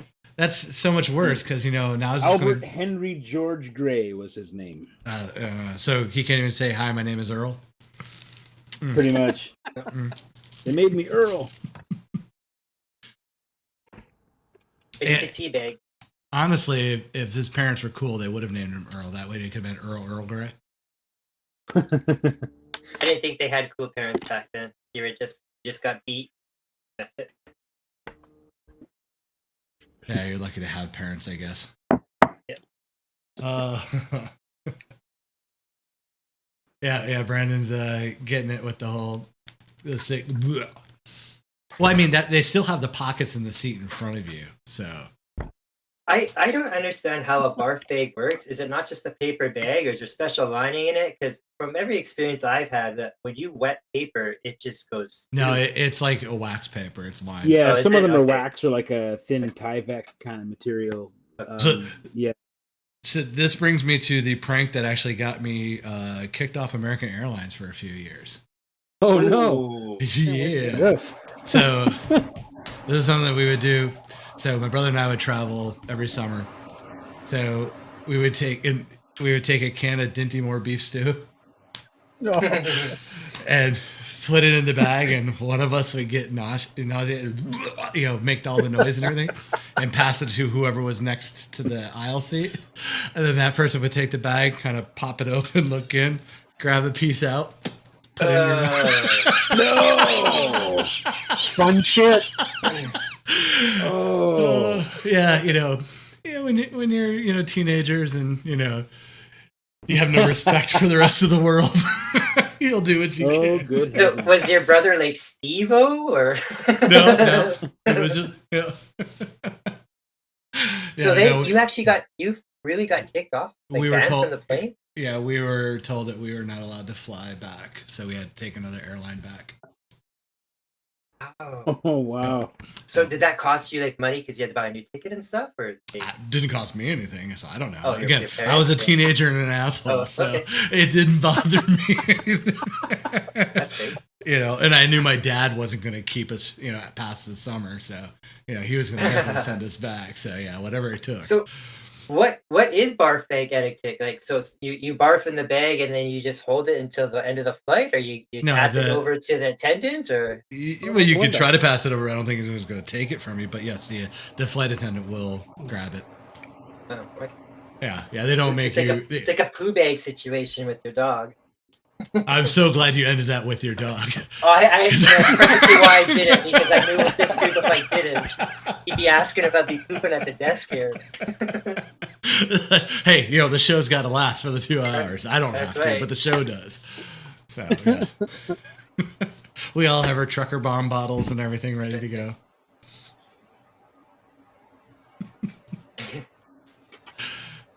So yes, that's the other joke that will kill the conversation. Poo bag jokes.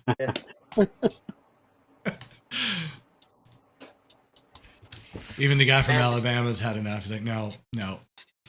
I'm out. We have our limits here. Yeah.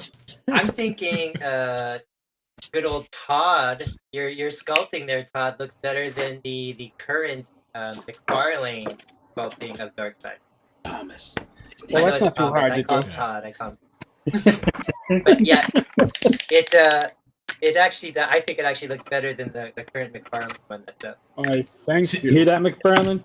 Take that, But- McFarlane. Yeah, you hear that? Todd, the real Todd? Normally, I would be here, poo bagging on McFarlane as much as you guys, but I gotta say, I just pre-ordered the Lobo that's coming out with the bike. Oh, it has the Really? bike? You getting I didn't that? know Oh, that. man, that's awesome. Yeah, I saw that. I'm like, oh, there's some money gone. I didn't realize it came with the bike. Yep, comes with a bike and spike, the whole bit. So the dog. Yeah, it looks great. And I was like, What man. style Lobo is it? Like Beasley style. Yeah. Oh, I get mean, out. I want new 52 style Lobo, but no one's gonna give it to me. Okay, you all can punch me the first time you see me. What, After is that. new 52? Is new 52 Lobo the young Lobo? Yes, stupid Yeah, fucking that's the Lobo. bullshit. Yeah. The emo Lobo? Yeah. The CW Lobo, yes. The CW Lobo, yeah. Yeah. Which ended up he has a daughter now. Crush is actually a better version of that than the young Lobo. Yeah, they made some weird choices with that book, man. They really Although did. I am, and maybe I'm missing the backstory on it. I am disappointed that there is someone like Crush out there, because Lobo's whole origin was he's the last, The only one. Yeah. because of his blood. They had to actually, exactly. yeah. So I don't know if she's like a true Caesarian or whatever they call it. I don't know if she's that, or if she's like Connor Kent, if she's like a clone or something. I don't know her story either. And I don't know if that's who her the way you- mama is. I don't know anything about her, actually. I don't know if that's how you say it. Caesarian. I don't know. Caesarean. Caesarian, I know, is a medical procedure. But So she's, yeah. The last last Zarnian Caesarian. or whatever. Yeah. yeah, so I'm not sure what the backstory of hers, if she's like a clone or something as well. So I think she I might don't be, know or either. who knows? Yeah, but like I said, it was one of those where like I need to look it up to see how she came about, because that's one thing that's just kind of bummed me. If like, okay, we got to do it just to do it, or if they actually made a good story. Because again, his whole blood thing was the reason that he is who he is now. Well, Was actually, now that I'm Was it thinking Brainiac about that did that? I forget who did that to him. It was Yeah.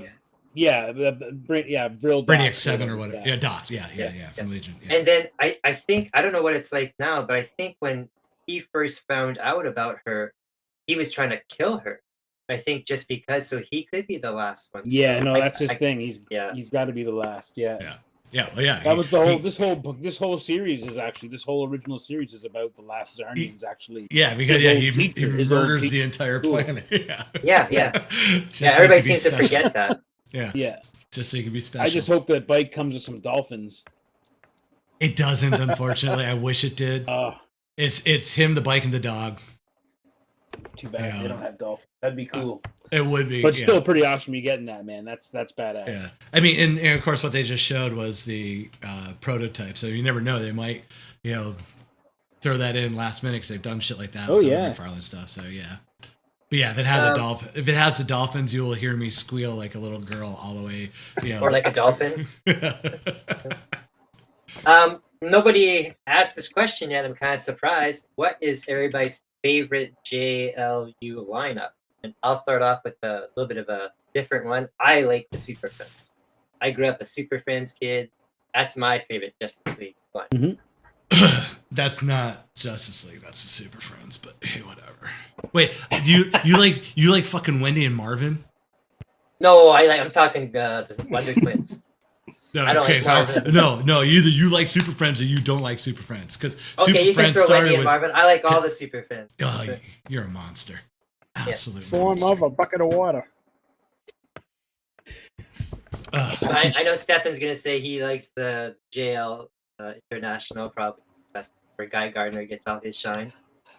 Actually, like the Justice League lineup when they couldn't use any of the big characters. Yeah. So you had like Shazam, and you had Fire and Ice, and Guy Gardner, Black Canary, Rocket 7, or was it Red Rocket? I always get confused. Is it Rocket Red? Rocket Red. Yeah. Thank you. Yeah. So that's my lineup. I did Booster like Power. I did like JLI as well. That whole thing. Yeah, Booster, Blue Beetle. That lineup is the best lineup because all the Keith Giffen as the writer of that, and anybody who took over it kept that lineup. They had to actually write because you didn't have your easy outs with Batman and Superman, even though Batman was there adjacent, whatever. But you didn't have this, kick ass. You had the B League, and you had Maxwell Lord just, running it like the B League, which was great. Having to sell action figures so they could make money enough to keep them open. I thought it was great. It was funny stuff, man. And like the whole, I love that run. And I that's when I first kind of found out about Lobo too. He showed up in that comic and just fantastic. He looked more like Michael from the Lost Boys, back then. But then that's also kind of how he was sort of transitioning in to his character in Legion. When Barry Kitson was drawn that book, and I loved Legion 89. I think I collected that up to Legion like 94 or whatever it ended. I got every issue of that. I loved that book. And Barry Kitson I love the way he drew Lobo because he didn't draw him so exaggerated and crazy as Bisley did. Now Bisley's version ends up being my favorite version if you have to ask me, but there was something about the way Barry Kitson could make him look like a dirtbag, but also class it up with that art style of his, like it was really good. Yeah. And I agree. I think Bisley's my second, but Kitchen's my favorite because I liked that dirtbag, but yet not he was like so a villain, like a real like a slime ball, Like, I mean, you would see him as a biker down, in Las Vegas, and you'd still think it's just a biker wearing white makeup. Where Beasley's version is just almost too monstrous. Like, if the story's off planet, I want Bisley's art. If the story's on Earth, I want Kitchen's art. Yeah, I agree. Yeah. But yeah, I'm in actually. The chat, go ahead. Sorry. In the chat, we got Brandon. He says JLA Unlimited or Kingdom Come for me. I didn't even think about the Kingdom Come team.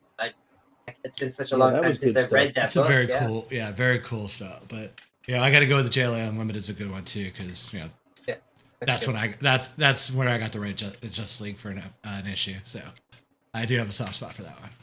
Seriously, Yeah, you got to write a book. Yeah, and I got to bring Guy Gardner in it and Darkseid. Fuck yeah, I did. Yep. Fucking Sweet, right. dude. I didn't know that. That's the coolest shit ever, by the way.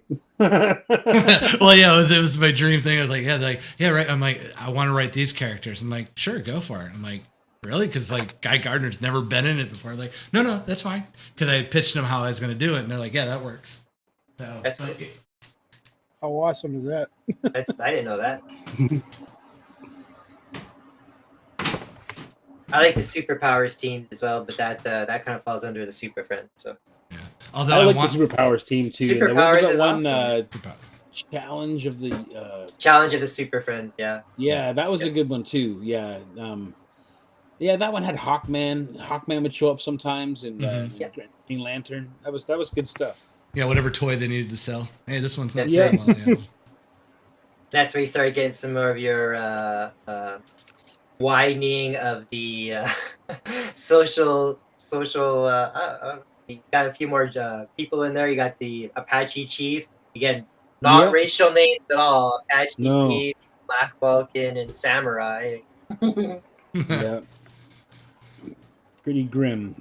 But I love those characters because I was like 6 when I first met them, right? So Well, besides the stupid names, they were really cool. Like Apache Chief looked cool, grew as a giant. That was neat. Black Vulcan was just black lightning, so that's kind of cool. Samurai was kind of neat because they couldn't have Red Tornado for whatever reason, so they decided to put Samurai. Kill two birds with one stone. it wasn't racial pandering when you're a 6-year-old. You know what I mean? No, it Like, wasn't. No, it's just It was cool. just like, I just three love those new characters. Yeah. Yeah, that's all it Yeah. was. But hey, real quick, this is what. Oops. That is so cool. What issue number is that? I'll have to let Tyler know because he has those on. Issue 32. 32. Oh, that's rad as hell. Yeah. But yeah, I wanted Shazam, but they said I couldn't have 3 D-listers because I had Stargirl, Shazam, and Guy. So I had to switch out Shazam with Superman. So What a great I- cover, man. I don't What? know the story on that. How did you get that opportunity? Were you writing comics for a while, or what's the Yeah, story? on that? I used to write comics for a while. Yeah. I mean, Why is everyone laughing? I don't know this. I know it's just funny to say. Yes, I used to write comics. Yeah, but it was one of the things where I met some editors, showed them my stuff, and I got to write. Like I always stayed in the back, and then it was like the Johnny DC they called it. It was their kid stuff. So I wrote like Lego Batman. I wrote Justice League Unlimited. I wrote Batman Strikes. Dude, I had no idea. I got to go back and look at all those books of mine and Tyler we have now because I was looking for your names on. So sweet. Didn't you do Smallville too? Yeah, I did all the animated stuff for Smallville. I did. I did when I forget which version of Teenage Mutant Ninja Turtles. But so Yeah, I you guess got to do some turtle stuff. I was gonna say. You remember you Yeah. showed me some of the. They were like it was the animated or storybook comics. kind of stuff. Yeah, Yeah. yeah. So They were really cool. yeah. Oh, Wow. hang on a second. Okay, now that he's not listening, guys, I guess he really is an artist. No, I had no idea about that. You're Yeah. just trying to make them feel good before. Yeah. Yeah, I don't have any of the Batman Strikes here, but I got to do the Batman Strikes, and I got to actually make a new character for that universe, Hotwire, and she got to fight. She got to fight Bane, so that was fun. That's awesome. wicked.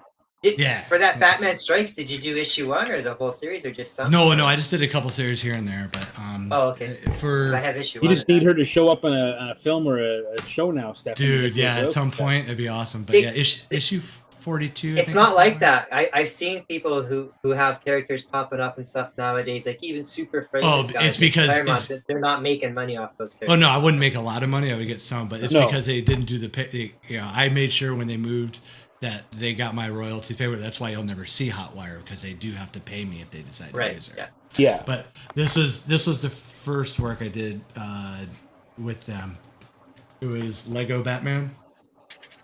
And It's badass. yeah, it was a San Diego Comic-Con exclusive. It was just Wow. it was fun as fuck because it was like, hey, I get to do Lego Batman. Like, yeah, so I get to just blow shit up because it's all Lego. That's it has rad to as hell. break it apart, right? Yeah.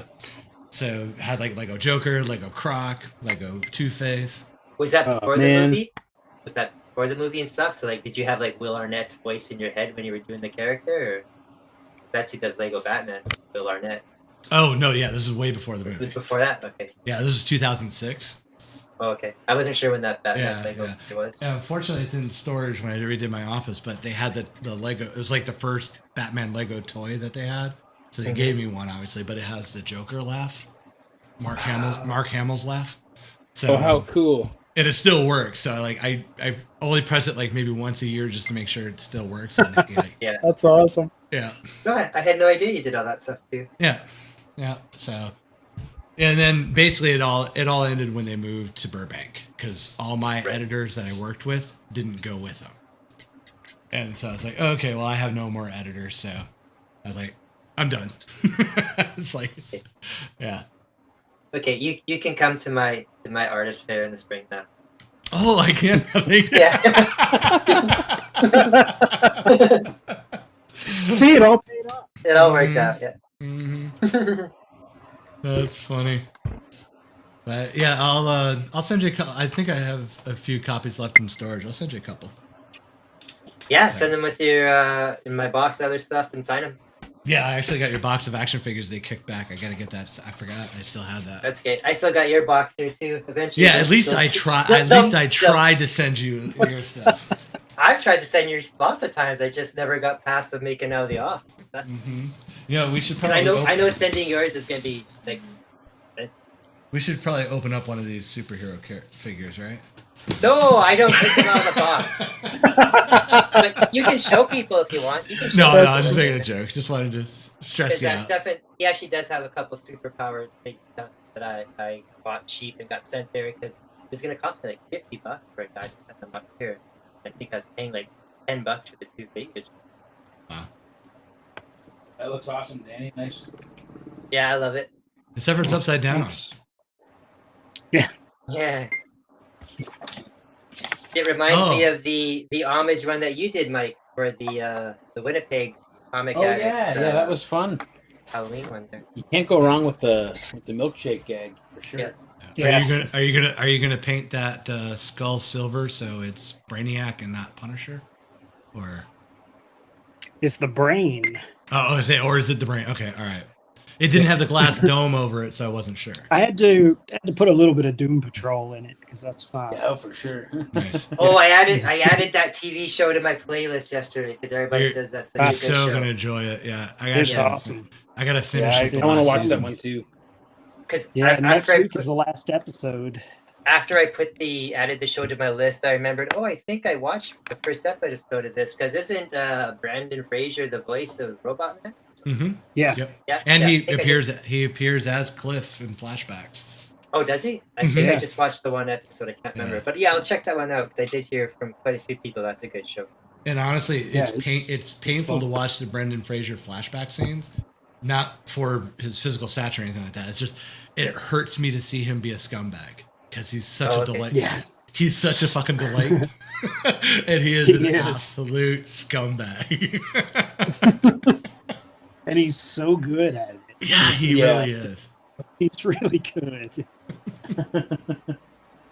Yeah, there's Now, is only one that episode show? left.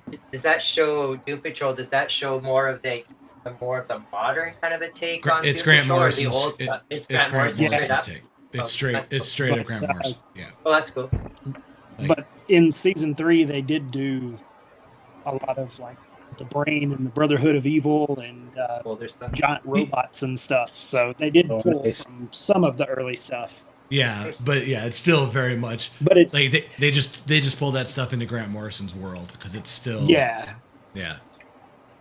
But yeah, this the season they actually brought Right. in one of the characters that was created in the Gerard Way one. The Oh really?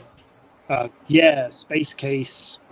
Casey Brink was brought into Nice. it, and then the villain was brought into it as well. But yeah, she's in it in a few episodes. I wish they would have done more with her though, because that series that he did was actually pretty good. It's the best stuff Yeah. that he's done in comics, and Yeah, I really enjoyed his series of it.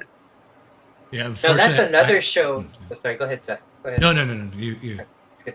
Now that's another show, much like Futurama, that's had starts and stops because it's been on like different networks as well, right? Because Nope. of like his. Yeah, Well, I it think was on it's, DC he Universe. started on and DC, then it was went on to something HBO. else, like Hulu or not Well, Hulu, I mean, Max or Yeah. something, and then something else. Like I know that's DC Universe also DC Universe just became like HBO Max. pulled into Yeah. HBO Max. Yeah, it just got Max. yeah. So it really never changed because it was all Warner Brothers. It just dissolved Okay. and became. Yeah. So it never changed like the production or anything like that. It was all the same No. creators and stuff. Okay. Yeah. Cool. Yeah, Hey, it- really it- quick, can I show you guys something cool? Yes, but your pants must remain on. Right. Just because I don't always get to go be on the same show as Thomas, and I was gonna do a proper unboxing of this at one this point. is gonna make me angry. Keep going. This will make so. This is the coolest shit ever. One day out of nowhere, Thomas just started sending me these images of 3D sculpts he'd been doing of characters from Dodge. And I mean, I want to show them all eventually. They're incredible. He even put like motion capture on a couple of them, and that got me really lit up. Seeing characters of mine that he's sculpted that are now moving the way they're supposed to move, and just really fucking neat stuff to see this stuff come into this. All right, quit drilling and show us already. Yeah. Jesus So Christ. here's what he made. He made me this. We were plotting out ideas. I have the pieces and the smaller version tucked away, but he made me this here. which Wow. is the fucking awesome. coolest shit ever. It is. This is I think a 7 or 8 inch tall. Dodge. I think with the base, it's more like 10 inches. It moves. It's got replacement arms with open hands.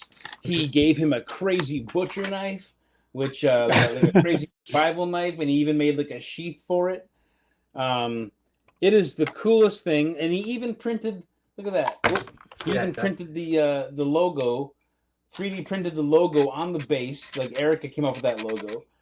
It's just so awesome. He's even got the names of the creators: Nixon, Ruth, Nolasco, and Krotzer etched into the base above. It is the coolest thing ever, man. And when you see your characters come to life in 3D kind of format, there's really no way to describe how it feels. It's just a really super cool thing. It's made me want to get sculpting material out and start making my own shit, because this is really cool. But like I can't even imagine the work that went into this. Yeah. And, Is that hand painted? Yeah, he hand painted it as well. That's the thing. It was I think well, he could probably tell you more about the process. He was. I ain't playing games over here, baby. It's unbelievable, man. It's unbelievable. Look at that perfect M60. Unreal, man. So cool. McFarlane, if you're watching. Yeah, really. I know. I think the gun took me longer to make than the model. Really?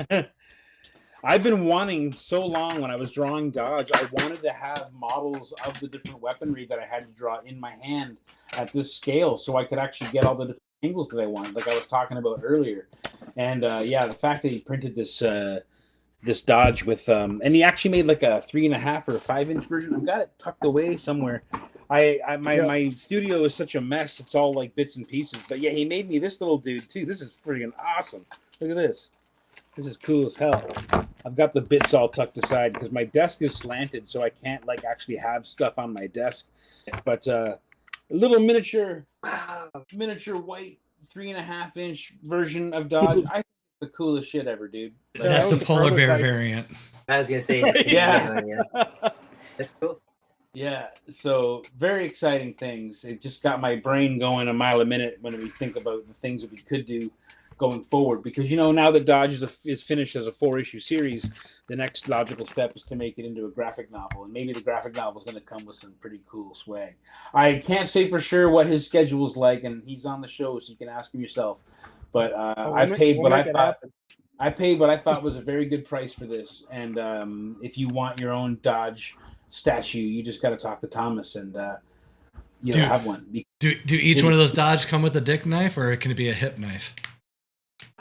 It just slid over to the dick. That's all. Now it's- Oh, okay, all right. There you Because go. I'm going to go for the dick knife. You know that. So, Thomas, while you got the big plug going on, why don't you tell everybody where they can find all these wonderful treasures from you?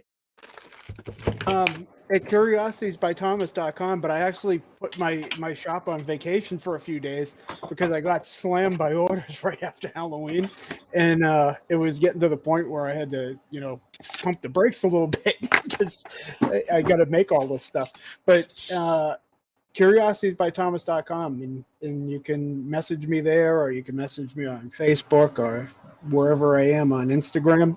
And if you want something, we'll make it happen.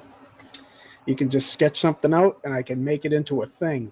I know, like you said, Halloween, we had all that cool stuff, and we just saw Mike's cool action figure. But for people out there thinking about Christmas stuff, Christmas ornaments, stuff like that's kind of cool because, then you have a tradition, right? So think about stuff like that.